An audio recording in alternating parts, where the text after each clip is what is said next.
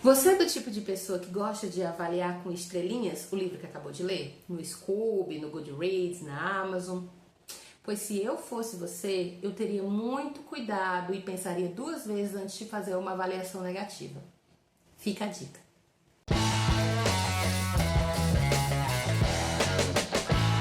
O livro dessa semana é Últimas Palavras de Taylor Adams. Gente, esse é um clássico suspense, tá? Confesso eu que esperava um pouco mais, mas é bom, não é ruim, até porque se fosse ruim eu não estaria falando sobre ele aqui. Mas é um bom suspense, eu acho que vale a pena, apesar de ser meio grandinho e a letra muito miudinha. Olha essa letra, gente, horrível essa letra. Ela é uma história que consegue te prender, tá? E aqui a gente vai ter como um fator muito importante a questão da avaliação negativa. Por quê? Porque a nossa protagonista, a Emma, ela tá morando numa casa de praia, lá nos Estados Unidos. Ela tá vivendo lá como caseira, cuidando da casa dessa mulher, e ela não sai de lá por nada. A gente sabe, desde o início do livro, que ela tem alguns problemas, né? Mas a gente não sabe que tipo de problemas são esses. É só ela e a cachorra. Tem um vizinho com o qual ela se comunica pela janela, tipo, eles ficam brincando de forca pela janela e só, mas quando ele pergunta alguma outra coisa, ela já não quer falar, né? E a gente sabe que tem alguma coisa do passado dela que ela tá fugindo. E ela não se comunica muito com as pessoas e tal. Mas um dia esse vizinho manda pra ela um livro pra ela ler, porque ela gosta muito de ficar lendo no Kindle. E aí ela lê um livro chamado Montanha da Morte. E é simplesmente um livro horroroso. É um livro de suspense, mas é um livro muito ruim. E ela vai lá na Amazon e dá uma estrela. Mal sabia a Emma a confusão que ela estava trazendo para ela mesma. Porque quando ela deu essa uma estrela, o autor do livro foi lá perguntar: "Ai, meu amor, tudo bem? Tá boa, querida? Vem cá, você deu uma estrela pro meu livro, por quê?" Gente, se você é escritor e está assistindo esse vídeo, por favor, não faça isso. Porque isso é ridículo, tá? É ridículo, é no mínimo ridículo, tá? Se você ao menos quer saber, sei lá, tipo, uma crítica construtiva, mas responde, sei lá, no privado, mas a pessoa, né, no caso o escritor do livro, né, o autor do livro Montanha da Morte, respondeu isso lá na Amazon. E aí ela respondeu de volta. E aí começou tipo uma picuinha entre os dois, sabe? Uma picuinha que não precisava ter acontecido. Mas aquelas picuinhas de internet, né, que você pensa, nossa, nunca vai sair daqui. Ou será que vai? Eis que a Emma começa a perceber que ela tá sendo meio que vigiada nessa casa. Ela começa a achar algumas coisas estranhas, a ver algumas pessoas, figuras estranhas, até que realmente aparece uma pessoa lá, disposto a fazer algumas coisas com a Emma. Daí você se pergunta: é o escritor? Não acredito que o escritor do livro vai se dar o trabalho de ir lá na casa dela e matar ela só porque ela deu uma estrela pro livro dele. Aí eu não vou te dizer se é ele, né, gente? Até porque a gente tá falando de um livro de suspense e eu não vou ficar entregando spoilers, né? E assim, acontece muita coisa nesse livro. É um livro que reinventa a roda? Não, não é, tá? Se você é acostumado a ler muitos livros de suspense, você vai perceber que esse daqui é um livro ok, tá? Você sente muita raiva do escritor de Montanha da Morte, porque ele é um idiota.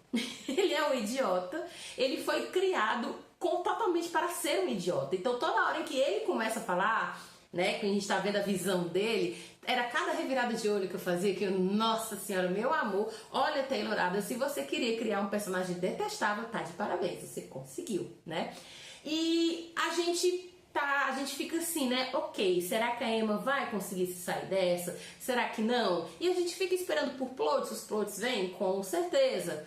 Mas, se você é um leitor assíduo de suspense, se você já leu Agatha Christie, você não se surpreende tanto assim, tá?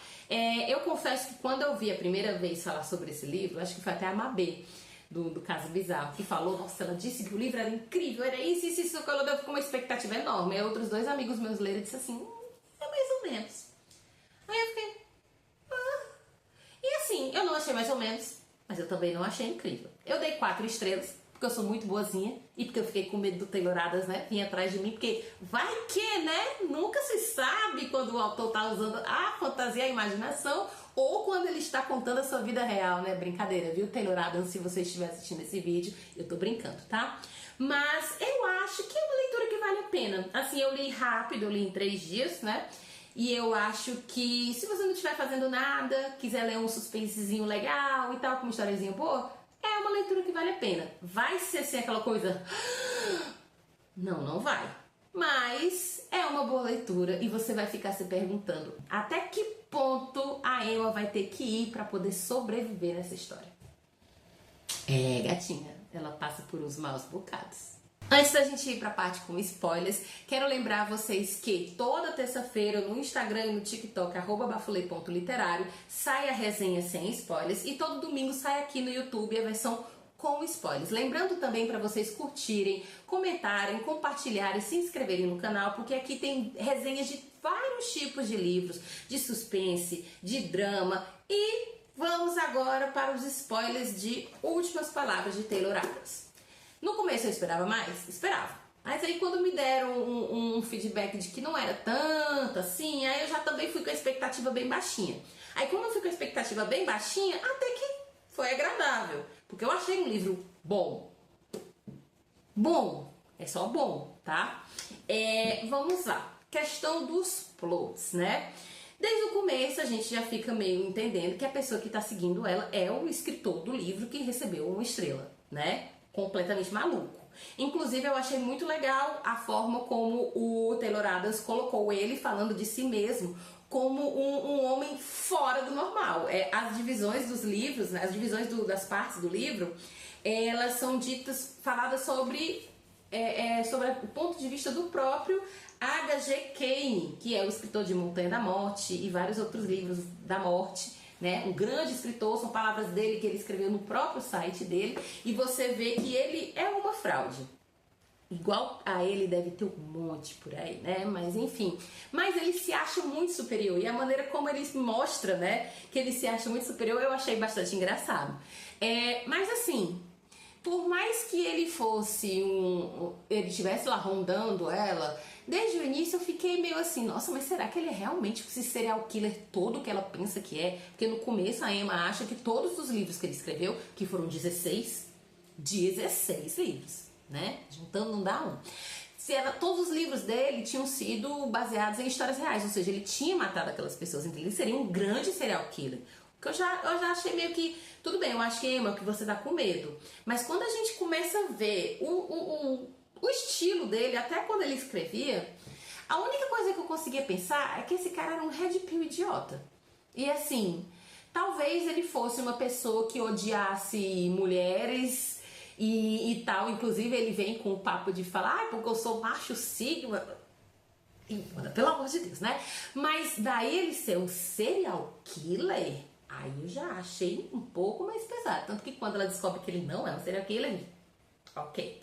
Desde o começo eu também desconfiei do Deacon, que é o vizinho, né? Desconfiei, parei de desconfiar, desconfiei, parei de desconfiar. Aí no final o instinto estava certo, era para desconfiar dele mesmo. Obviamente, ele era toda a mente por trás do rolê.